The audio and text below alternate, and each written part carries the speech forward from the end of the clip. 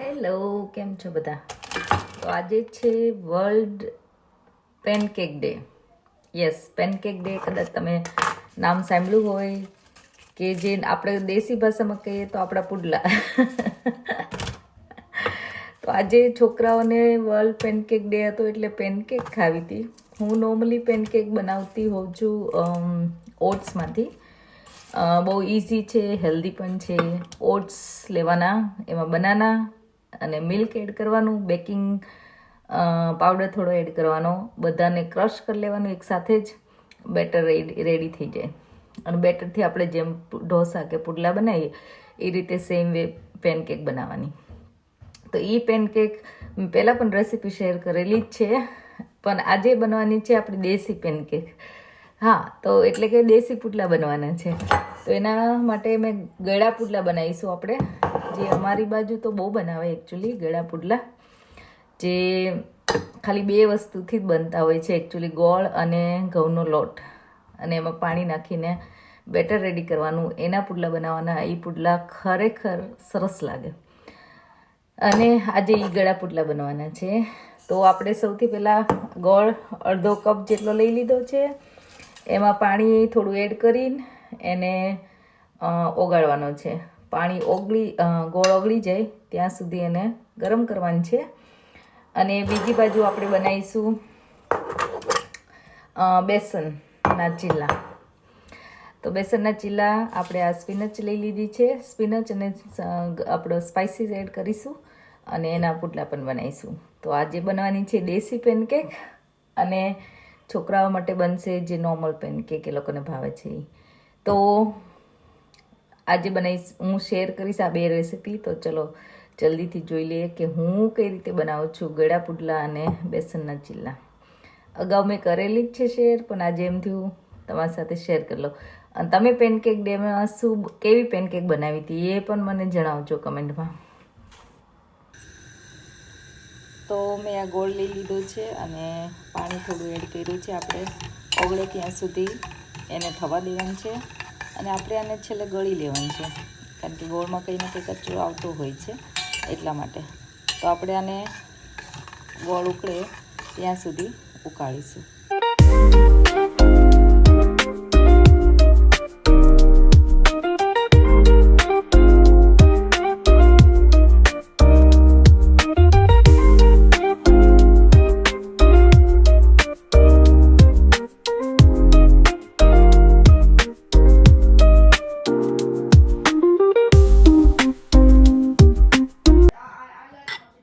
આ રીતે તો બેટર થઈ ગયું છે રેડી ચણાના પુડલાનું. હવે આપણે આને થોડી વાર મૂકી રાખીશું અને પછી તમે પુડલા બનાવી શકો છો.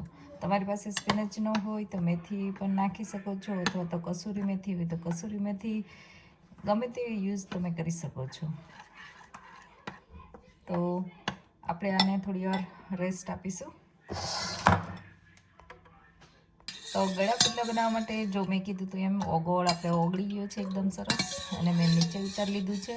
અને આ પાણી છે ને એકદમ ઠરી જવું જોઈએ, એકદમ ઠંડુ હોય પછી તો આને યુઝ કરવાનું છે, ત્યાં સુધી યુઝ કરવાનું નથી. તો આ એક ટિપ્સ છે, જો તમે ગરમ પાણી યુઝ કરશો તો તમારા પુડલા આઈ થિંક ચીકણા બનશે અને કદાચ નહીં પણ બને. તો આ પાણી એકદમ સરસ રીતે ઠરી જવું જોઈએ, પછી જ એમાં લોટ નાખવાનો છે અને આપણે બેટર બનાવવાનું છે. હવે આ પાણી એકદમ ઠરી ગયું છે, બરાબર. તો હવે આપણે આ પાણીનો યુઝ કરીશું.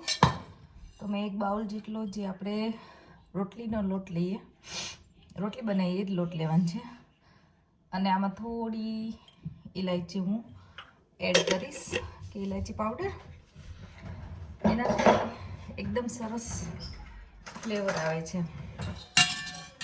હવે આપણે થોડું થોડું પાણી એડ કરતા જઈશું અને બેટર બનાવશું.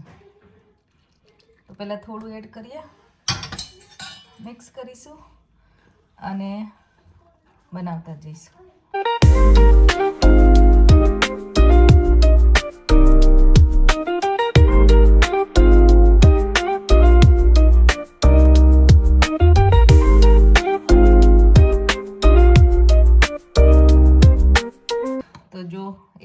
સરસ મિક્સ કર્યા પછી આવી કન્સિસ્ટન્સી વાળું બેટર બનાવવાનું છે.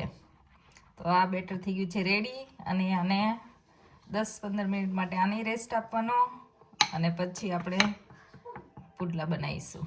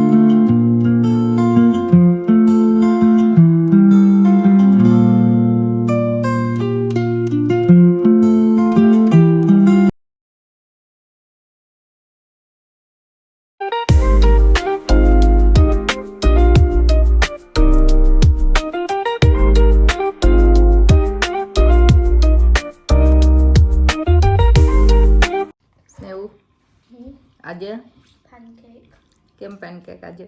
because pancake day today. આજે પેનકેક ડે હતો હે ને, તો આજે રાતે પેનકેક ખાવા મળીએ. સવારમાં મને ટાઈમ નહોતો એટલે.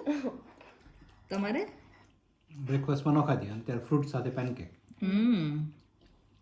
આજે પેનકેક ડે છે, અમારે આજે પુડલા ડે છે. તમારે પુડલા ડે છે એટલે મેં દેશી પેનકેક બનાવી, ચણાના પુડલા તીખા અને ગળા પુડલા.